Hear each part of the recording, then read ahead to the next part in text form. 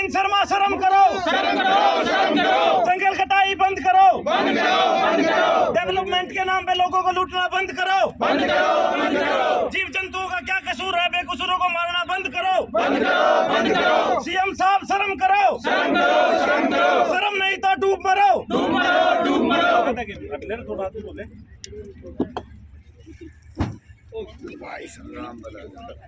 ये तस्वीरें फिलहाल आप देख रहे हैं जहां पर हरियाणा के पर्यटन मंत्री और साथ ही टूरिज्म विभाग के एमडी का पुतला यहां पर जलाया जा रहा है। दरअसल फिलहाल भारी रोष हिसार के अंदर देखा जा रहा है। मौजूद हैं हम हिसार की इस बड़ी सी ब्लू बर्ड झील पर, जिसके चारों तरफ फैला ये भारी घना जंगल अब काटने के आदेश जारी कर दिए गए हैं, जिसको लेकर के स्थानीय लोगों में भारी रोष फिलहाल जो है यहाँ पर नजर आ रहा है। और इसीलिए हरियाणा के पर्यटन मंत्री और जो यहाँ पर पर्यटन विभाग टूरिस्ट डिपार्टमेंट के जो एमडी है उनका पुतला यहाँ पर फूंका जा रहा है। तमाम स्थानीय लोग यहाँ पर मौजूद हैं, इनसे हम बातचीत करेंगे, इनसे हम जानेंगे कि क्या कुछ ये कहना चाहेंगे आज किस पुतला दहन को लेकर। मंत्री है उनका।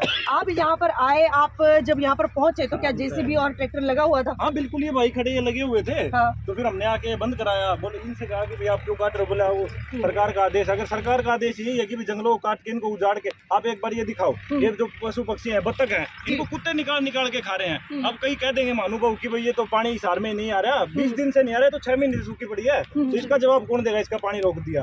अगर जंगल काट के आपको डेवलपमेंट ही करनी थी तो आप एक नई जगह को विकास देते। कुछ गंभीर आरोप है जो हमें पता चले कि सिर्फ और सिर्फ वो बंदर जो हरियाणा टूरिज्म के ब्लू बर्ड वाला जो होटल है वहां पहुंच जाते हैं, उनको इसलिए यहाँ से भगाया जा रहा है, ये जंगल काटे जा रहे हैं। दूसरा बड़ा सवाल है, पहले दानसू रोड को उजाड़ा गया, फिर एयरपोर्ट के नाम पे जंगल काटे गए, अब कह रहे हैं कि कंटीली झाड़ियां हैं, वहां पर किसी को मक्खन लगे नहीं चाहिए। वहां जो बंदर है, गाय है, उनको सिर्फ रहने के लिए कैसे भी कंटीली झाड़ियां, सबसे छोटी झाड़ी में वो सबसे कुछ रहते हैं। ये बंदरों की आपने बात करी कि बीजेपी क्या कहती है, जय श्री राम, ये हनुमान जी के दूत हैं, तो इनको आप उजाड़ के आपने एयरपोर्ट का जिक्र किया। वहाँ पे जब जंगल में आग लगाई गई थी, कितने बंदर जले थे, उस चीज के ऊपर चलो किसी ने आवाज नहीं उठाई, लेकिन पता तो सबको ही है।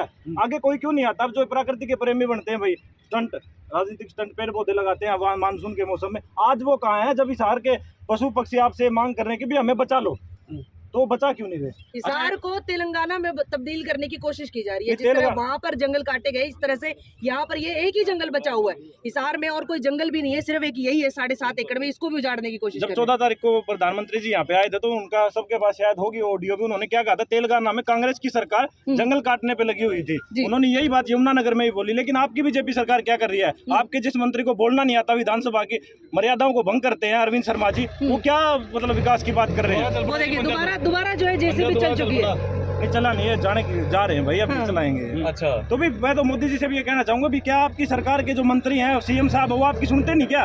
अगर सुनते हैं तो फिर ये जंगल की कटाई और करने वाली बात है, जेसीबी पे भी लिखा है जय बाबा सोटे वाले की, अगर सोटे वाले को उजाड़ने का काम करते हैं ना भाई, ये सिर्फ धर्म की राजनीति करने का काम करते हैं, इनको कोई मतलब नहीं है किसका घर उजड़ रहा है। और बेजवान जानवरों को उजाड़ के आप क्या विकास करोगे? आप एक चीज देखो, डेवलपमेंट के नाम पे जो चिड़ियां उड़ती थी शहरों में, आजकल तो दिखती भी नहीं है, ठीक है, वो रेडिएशन की वजह से हो गई, चलो उस पर किसी ने आवाज नहीं उठाई। हवाला दिया गया बड़ा, ये कहा गया कि ये पूरा का पूरा कंटीला जंगल काट कर यहाँ औषधीय पौधे लगाए जाएंगे। जहाँ हम खड़े, आपको पता है, जहाँ हम खड़े 1 एकड़ जगह है, आज तक यहाँ तो लगे नहीं, इस जगह पे क्यों नहीं लगे? ये पूरा का पूरा एरिया खाली 1 एकड़ का। बात तो यही है, आप कह रहे हो, ये कह रहे हैं कि भी यहाँ पे फलदार पौधे लगाए जाएंगे, भाई और बहुत जगह है, मोल ले लो, परली साइड खाली पड़ी है, मोल, ये उजाड़ के ही कोई विकास थोड़ी हुआ है। सवाल पूरा नहीं होने दिया, जब तक वो पौधे डेवलप होंगे, पेड़ बनेंगे, उन 3-4 साल तक कौन गोद लेगा? नहीं लगाएगा और बंदरों को भाई जो रखेगी सरकार अपने पास। भाई जो पौधारोपण करा है, नहीं उन पौधा ने गोद को लेते। आप एक बात बताओ, 5 साल में पेड़ विकसित हुआ है, उसने आप काट दोगे भी? रोड पर जब पेड़ लगाए जाओ तो नंबर क्या लगाए जाओ, ताकि आम जनता उनको अगर ये जंगल कट गए तो यही जो जानवर है, यही जो पक्षी है, इनके घरों में घुसेंगे, फिर ये उस तरह से उनको मरवाएंगे।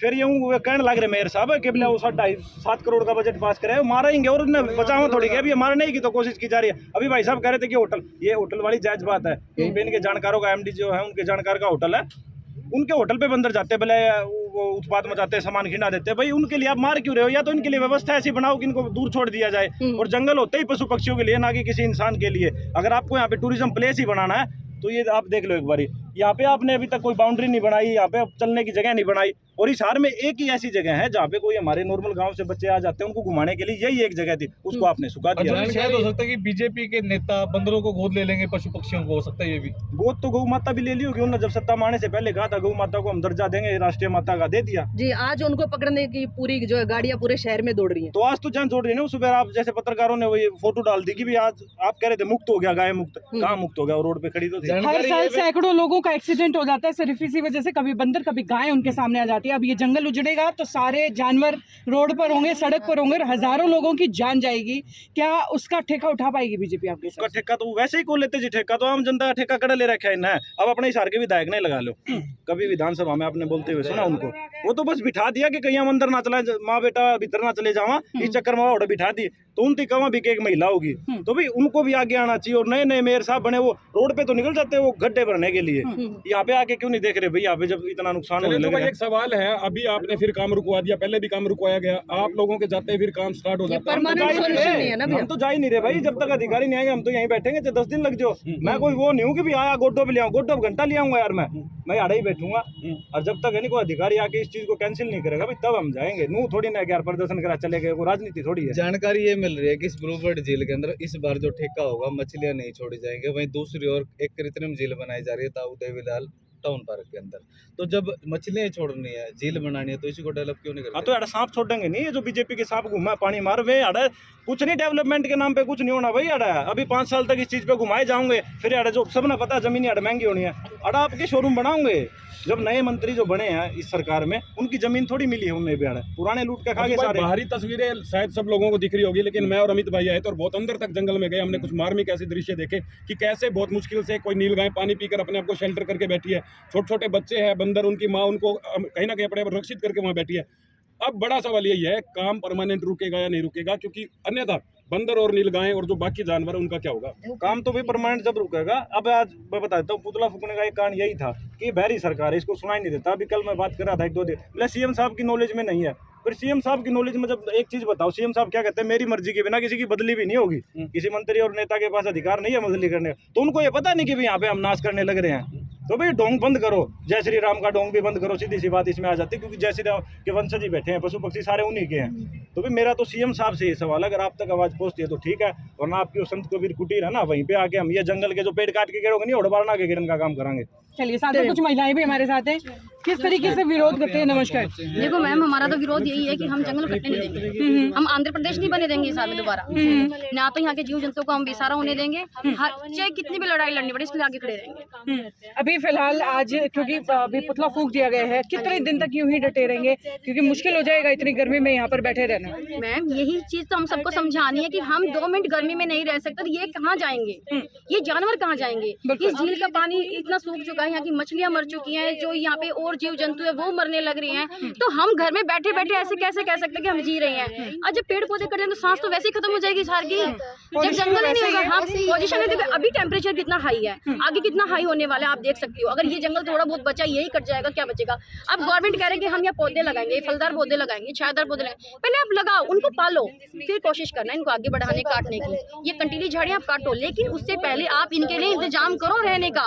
आप इनके लिए इंतजाम नहीं करोगे तो आपका भी घर में रहने का कोई फायदा नहीं है। 7.5 एकड़ में फैले हुए ये सारे जंगली जानवर, ये कैसे कौन सा एरिया इनके लिए? और सबसे पहले तो मैं हिसारवासियों को ये कहूंगी, ये जब ये जंगल कटेगा ना तो ये उनके घरों में जाएंगे जानवर शरण लेने के लिए, और गुस्से में काटेंगे भी, क्योंकि इनका आश्रय उजड़ जाएगा बिल्कुल ही। ये कहाँ जाएंगे? हमारे बच्चों को काटा जाएगा, हम हॉस्पिटल से चक्कर लगाएंगे। जी मैम, जी चलिए, बहुत बहुत शुक्रिया। तो ये तस्वीरें जो है आपको बता दूं, फिलहाल हिसार शहर से आप देख रहे हैं, जहाँ पर ब्लूबर्ड झील पुराने जमाने से जो यहाँ पर विकसित हो चुकी थी, इसके चारों ओर बस 7.5। ये तस्वीरें देखी आपने, ये ब्लूबर्ड झील की है, जहाँ पर अभी जो ये 7.5 एकड़ का इलाका है, यानी कि जो जंगल है, इसको काटने के ऑर्डर अभी गवर्नमेंट की तरफ से मिले हैं। और यहाँ पर लोग दिन ब दिन आते हैं और प्रदर्शन करते हैं कि जो ये हिसार के अंदर जंगल बचा है इसको ना काटा जाए, क्योंकि इस जंगल में बहुत सारे बंदर रहते हैं, नीलगायें रहती हैं और बहुत सारे ऐसे पशु पक्षी हैं जिनको ये जंगल आश्रय देता है। लेकिन अभी इसको काटने के ऑर्डर मिले हैं और साथ में कुछ और पौधे लगाने की बात भी कही जा रही थी बीच में, लेकिन वो कब तक लगेगी इस चीज़ का नहीं पता। और साथ में गवर्नमेंट का ये भी कहना था कि इस जगह को टूरिज़म प्लेस बनाया जाएगा। और अभी अगर मैं झील की बात करूँ तो झील भी आप देख सकते हैं बिल्कुल सूख चुकी है। और जहाँ का इस झील का पानी अगर पहले की बात करूँ तो यहाँ तक ऊपर तक भरी रहती थी, लेकिन अब देख सकते हैं कि बिल्कुल झील सूख चुकी है। जितनी मछलियाँ थी मछलियाँ मर चुकी है, क्योंकि इस ब्लू बर्ड का ठेका है वो ख़त्म हो चुका है।